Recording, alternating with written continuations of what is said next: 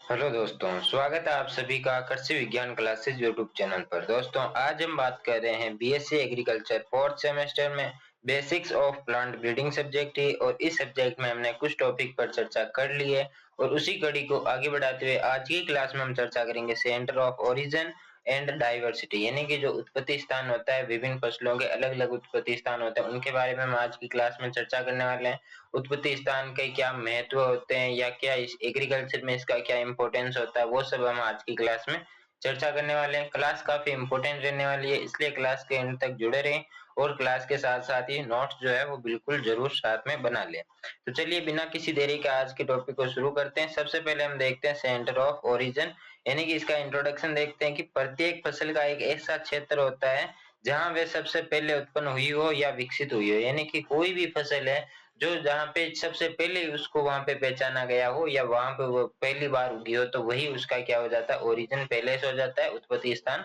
हो जाता है। इसी क्षेत्र से बाद में फसलें विश्व के अन्य भागों में फैली, यानी कि इसमें क्या होता है कि जब कोई फसल पहली बार कहीं किसी स्थान पर उगती है तो वो तो हो जाता है उसका उत्पत्ति स्थान, उसके बाद में वो आसपास के क्षेत्रों में या पूरे विश्व में फैलती है और वहां पे उसकी खेती जो है वो की जाती है। पौध प्रजनन या जिसे हम प्लांट ब्रीडिंग कहते हैं में फसलों के उद्गम केंद्रों का अध्ययन बहुत ही महत्वपूर्ण होता है, यानी जो प्लांट ब्रीडिंग होती है उसमें हमें जो भी फसलें जो पढ़ते हैं हम उसमें, तो उनका जो उत्पत्ति स्थान होता है, जो ओरिजिन पहले से होता है, वो हमें जरूर पता होना चाहिए, क्योंकि उसी के आधार पर कई ऐसे निर्णय लिए जाते हैं, जैसे उसमें कौन सा जलवायु कैसी है, उसमें किस प्रकार का संकरण कराना, ये सभी इसके उद्गम केंद्र या जिसे हम कहते हैं ओरिजिन पैलेस पर निर्भर करती है। उद्गम केंद्रों में आनुवंशिक विविधता यानी कि जेनेटिक डाइवर्सिटी सबसे अधिक पाई जाती है। जेनेटिक डाइवर्सिटी क्या होती है कि एक जो उनमें विविधता जो पाई जाती है, यानी कि अलग अलग विशेषताएं उनमें पाई जाती है, तो उनमें क्या है कि जो उद्गम जो केंद्र होते हैं जहाँ पे किसी भी फसल की या कोई भी ऐसी वेराइटी है जिसका वहां पे उत्पत्ति हुई है, तो उस क्षेत्र में क्या है कि उस वेराइटी में आनुवंशिक विविधता जो है वो उस क्षेत्र में ज्यादा पाई जाती है। ये जानकारी नई किस्मों यानी नई वेराइटी जो होती है उनके विकास में सहायता करती है। फिर हम बात करते हैं डेफिनेशन की, किसकी, सेंटर ऑफ ओरिजिन, यानी कि उद्गम केंद्र की परिभाषा की यदि हम बात करते हैं तो वह स्थान जहां कोई फसल सबसे पहले उत्पन्न हुई हो तथा विकसित हुई हो, उसे उसे ही उसी फसल का क्या कहते हैं, उद्गम स्तर या केंद्र, या उसको कहते हैं हम ओरिजिन पैलेस कहते हैं। फिर हम बात करते हैं सेंटर ऑफ डाइवर्सिटी की परिभाषा, तो वह क्षेत्र जहां किसी फसल की सबसे अधिक आनुवंशिक विविधता पाई जाती है, तो उसे हम क्या कहते हैं, सेंटर ऑफ डाइवर्सिटी हम उसको कहते हैं। यानी कि कोई भी ऐसा क्षेत्र जहां पर कोई किसी भी फसल की बात कर लो, कोई सी भी वेराइटी की बात कर लो, उस वेराइटी की सबसे अधिक जो आनुवंशिक विविधता होती है यदि वो जिस क्षेत्र में पाई जा रही है, उसी क्षेत्र को हम क्या कहते हैं, सेंटर ऑफ डाइवर्सिटी हम इसको कहते हैं, या विविधता केंद्र हम इसको कहते हैं। फिर आपके आता है कि जो एक सिद्धांत आता है, किससे रिलेटेड है, ये सेंटर ऑफ ओरिजिन से रिलेटेड है। कि क्या नाम है इसका, वेविलोव का उद्गम केंद्र का सिद्धांत है, जिसमें एक वैज्ञानिक थे, कहाँ के थे, रूस के वैज्ञानिक थे, नाम क्या था, निकोलाई इवानोविच वेविलोव इनका नाम था। 1926 में इन्होंने सेंटर ऑफ ओरिजिन की अवधारणा दी थी। यानी कि यहाँ से आपके तीन चार क्वेश्चन बनते हैं। एक तो सेंटर ऑफ ओरिजिन की अवधारणा किसने दी, वैज्ञानिक का नाम आपसे पूछा जा सकता है, कब दी थी, 1926 में दी थी, और ये वैज्ञानिक जो थे वो किस कंट्री के थे या कहाँ के थे, तो ये थे एक रूसी वैज्ञानिक, यानी कि रूस के वैज्ञानिक थे।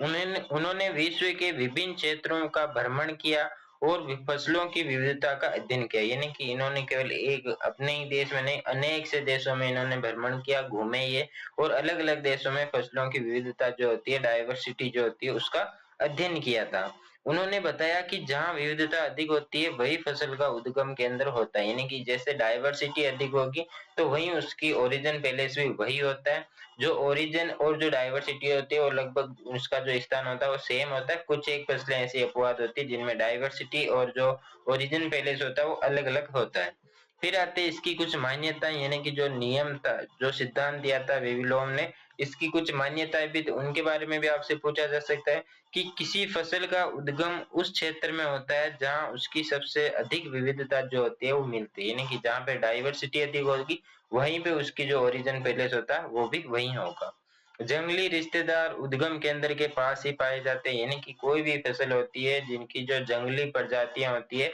वो भी जो उत्पत्ति होती है, जैसे कि बात करें कि जो गेहूं होता है उसकी उत्पत्ति जहाँ हुई उसी के आसपास गेहूं की जो जंगली प्रजातियां होती है वो भी उसी क्षेत्र के आसपास में पाई जाती है। आनुवंशिक परिवर्तन लंबे समय में विविधता जो होता है डाइवर्सिटी को उत्पन्न करता है, क्रिएट करता है।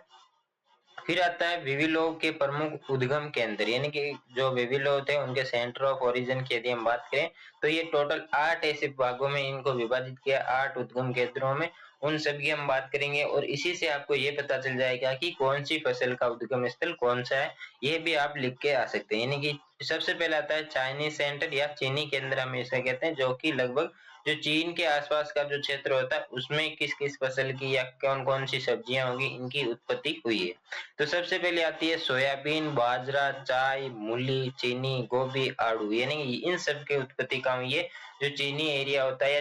चीन के आसपास का जो क्षेत्र होता है वहां पे इसकी उत्पत्ति मानी जाती है, उद्गम केंद्र इसको माना जाता है, ओरिजिन पैलेस। इन सभी जो क्रॉप्स हैं तो इन क्रॉप को आपको याद रखना है कि कौन सी क्रॉप का उत्पत्ति स्थान कौन सा है। फिर आता है इंडिया सेंटर, यानी कि भारत की यदि हम बात करें जिसमें आता है भारत, बांग्लादेश, म्यांमार या दक्षिण एशिया जो होता है, इसमें कौन कौन सी क्रॉप है जिनका ओरिजिन पहले यहाँ पर माना गया है कि बांग्लादेश हो गया, भारत हो गया, यानी कि इंडियन जो क्षेत्र होता है उसको। जिनमें आता है राइस हो गया, शुगर केन हो गया, ब्रांजिल यानी बैंगन हो गया, मैंगो हो गया, कुकुम्बर हो गया, पिजन पी हो गया, ब्लैक ग्राम हो गया, ग्रीन ग्राम, सीसेमम और झूठ जो होती है उसका उत्पत्ति स्थान कौन सा है, जो इंडियन सेंटर जो होता है यानी कि भारतीय केंद्र जो होता है, जिनमें आता है कि भारत हो गया, बांग्लादेश, म्यांमार, दक्षिण एशिया, ये सब इसके आस भारत के आसपास के जो क्षेत्र होते हैं उनमें इन सभी क्रॉप्स का उत्पत्ति स्थान माना जाता है या ओरिजिन प्लेस कहा जाता है।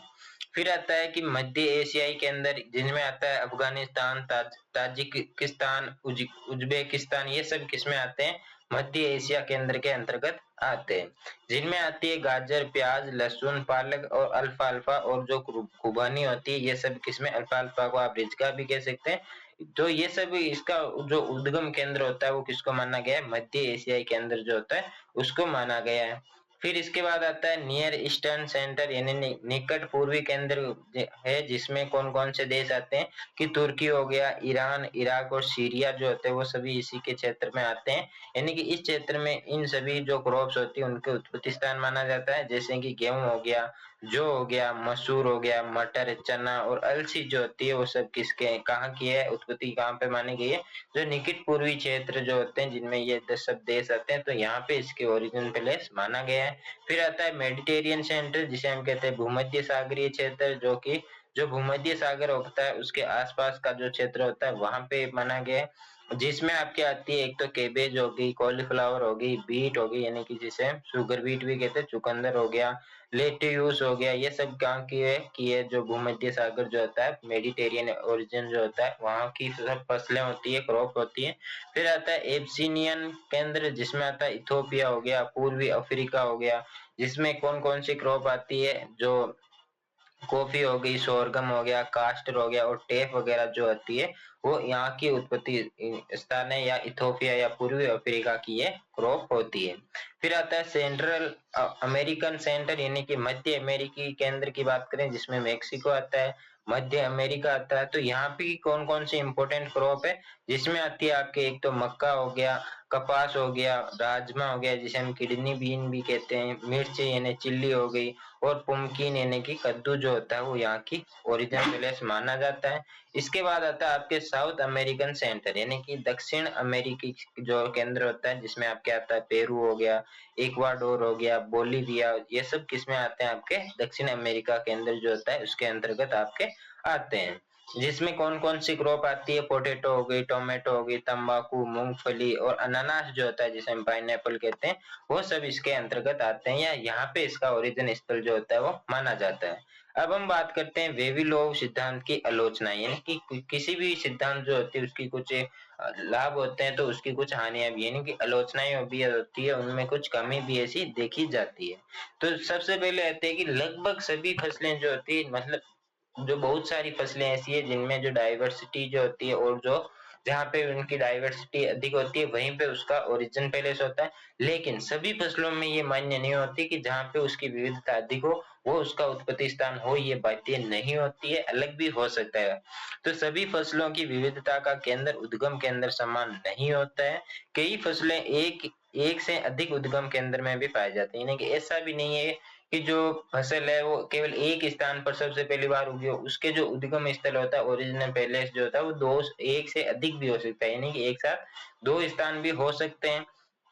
इसके साथ ही आता है कुछ फसलों का वास्तविक उद्गम अभी तक भी विवादित होता है, यानी कि कुछ वेराइटी फसलें ऐसी भी होती है जिनका अभी तक ये पता नहीं चला है कि कौन उसका ओरिजिन पैलेस कौन सा है, वो विवादित ही है, यानी कि केवल अनुमान लगाया जा रहा है। वेविलोव के समय आधुनिक आणविक तकनीक उपलब्ध नहीं थी। बाद में शोधों से ने नई फसलों के उद्गम केंद्रों का संशोधन किया। तो ये सब क्या है कि वेविलोव जो सिद्धांत दिया था उनकी कुछ आलोचनाएं हैं, तो ये भी आपको पता होनी चाहिए। मेन तो आपको वेविलोव का सिद्धांत क्या है, वैज्ञानिक का नाम, कब दिया था और जो सेंटर ऑफ ओरिजिन होता है उसके बारे में ये सिद्धांत दिया था, ये सब आपको पता होना चाहिए। अब हम बात करते हैं कि importance of centre of origin in plant breeding, यानी कि जो पौध प्रजनन है उसमें उद्गम केंद्र का क्या महत्व होता है, क्योंकि हम जो प्लांट ब्रीडिंग सब्जेक्ट है उसमें हम ये क्यों पढ़ रहे हैं, सेंटर ऑफ ओरिजिन हो गया, डाइवर्सिटी हो गया, कुछ तो इसका इस सब्जेक्ट से रिलेटेड कुछ तो संबंध होगा या कुछ तो इम्पोर्टेंस होगा, तो उसके बारे में हम चर्चा करने वाले हैं। सबसे पहले आता है जर्म प्लाज्म कलेक्शन, यानी कि जो जर्म प्लाज्म जो होता है आनुवांशिक जो पदार्थ जो होता है उसका संग्रहण किया जाता है, उसको संरक्षण किया जाता है। सोर्स ऑफ यूजफुल जीन्स, यानी कि जो जीन होते हैं जो काफी उपयोगी जीन होते हैं, जो रोग प्रतिरोध होते हैं, कीट प्रतिरोधी होते हैं और सूखा सहनशील होते हैं, तो उन जीनों को प्राप्त किया जाता है वहां से जहाँ की क्योंकि जो उत्पत्ति स्थान होता है उसके आसपास ऐसे क्षेत्र होते हैं वहां पे जो जंगली प्रजातियां भी पाई जाती है, तो उनसे ऐसे यूजफुल जीन जो होते हैं वो प्राप्त किए जाते हैं। क्रॉप इंप्रूवमेंट होता है, यानी कि नई और उन्नत वेराइटियों का विकास में भी ये सहायता करती है। ब्रॉड जेनेटिक बेस, यानी कि जो आनुवंशिक आधार को विस्तृत करने में ये सब कौन क्या करती है, मदद करती है। हाइब्रिडाइजेशन प्रोग्राम, यानी कि संकरण कार्यक्रमों के लिए श्रेष्ठ जनक मिलते हैं, क्योंकि वहां पे उसके जो पूर्वज थे वो भी जो उत्पत्ति स्थान होता है, जो उद्गम स्थल होता है, ओरिजिन प्लेस होता है, वहां पे उसके जो पूर्वज थे या जो जंगली प्रजातियां हैं जिनसे वो बनी है, तो वो सब क्या है वहां पे पाए जाते हैं, तो वहां से जो जो श्रेष्ठ जो जीन होते हैं वो भी वहां से प्राप्त किए जा सकते हैं। कंजर्वेशन ऑफ डाइवर्सिटी, यानी कि जैव विविधता का संरक्षण में सहायता मिलती है। एवोल्यूशन स्टडी, यानी कि जो फसलों के विकास क्रम को समझने में ये सब क्या करते हैं, मदद करते हैं। आइडेंटिफिकेशन ऑफ वाइल्ड रिलेटिव्स, यानी कि जो जंगली रिश्तेदार होते हैं जो कि उनकी भी है पहचान की जा सकती है, क्योंकि जो जैसे कि गेहूं की उत्पत्ति हुई है तो जिस क्षेत्र में गेहूं की उत्पत्ति हुई है तो उसके आसपास क्षेत्र में क्या है कि उस गेहूं की जो जंगली प्रजातियां होती है वो भी वहां पे पाई जाती है, तो उससे क्या होता है कि हम जो इसकी जंगली प्रजातियां कौन कौन सी है उसकी हम पहचान कर सकते हैं। नेक्स्ट आता है आपके एडेप्शन ब्रीडिंग, यानी कि विभिन्न परिस्थितियों के लिए किस्में विकसित की जा सकती है, यानी कि अलग अलग क्षेत्रों के लिए अलग अलग वेराइटियां विकसित की जा सकती है ताकि वो उस जलवायु के अनुसार उस क्लाइमेट के अनुसार वो फसल जो है वो अच्छा उत्पादन या अच्छी उपज जो है वो दे सके। लास्ट आपके आता है फ्यूचर ब्रीडिंग प्रोग्राम, यानी कि भविष्य में जो ब्रीडिंग होती है उसका प्रोग्राम भी हम कर सकते हैं। भविष्य की पौध प्रजनन योजनाओं के आधार बनता है, कौन बनता है, सेंटर ऑफ ओरिजिन जो होता है वो बनता है। तो ये कुछ इंपॉर्टेंस थे प्लांट ब्रीडिंग में, किसके, सेंटर ऑफ ओरिजिन के, तो वो भी यहाँ पे कंप्लीट होते हैं। और इसी के साथ आपका जो टॉपिक था centre of origin and diversity वो भी यहाँ पे कंप्लीट होता है। बहुत ही छोटा सा प्यारा सा टॉपिक था, आई होप आपको अच्छे से समझ में आ गया होगा। फिर भी यदि इस टॉपिक में कोई भी डाउट रहता है तो आप कमेंट करके जरूर बताएं, आपके हर एक कमेंट का रिप्लाई दिया जाएगा। और यदि आपको पुराने पेपर, गेस पेपर या इंपॉर्टेंट क्वेश्चन की पीडीएफ चाहिए तो वो आपको मिलेगी टेलीग्राम चैनल में। टेलीग्राम चैनल की जो लिंक है वो दी गई है डिस्क्रिप्शन में, तो टेलीग्राम चैनल को ज्वाइन करना बिल्कुल ना भूलें और इस क्लास को अपने साथियों के साथ शेयर जरूर करें और चैनल को सब्सक्राइब करके बेल आइकन को प्रेस कर दें। जल्दी मिलेंगे हम नए टॉपिक के साथ नई क्लास में, तब तक के लिए धन्यवाद। जय जवान जय किसान साथियों।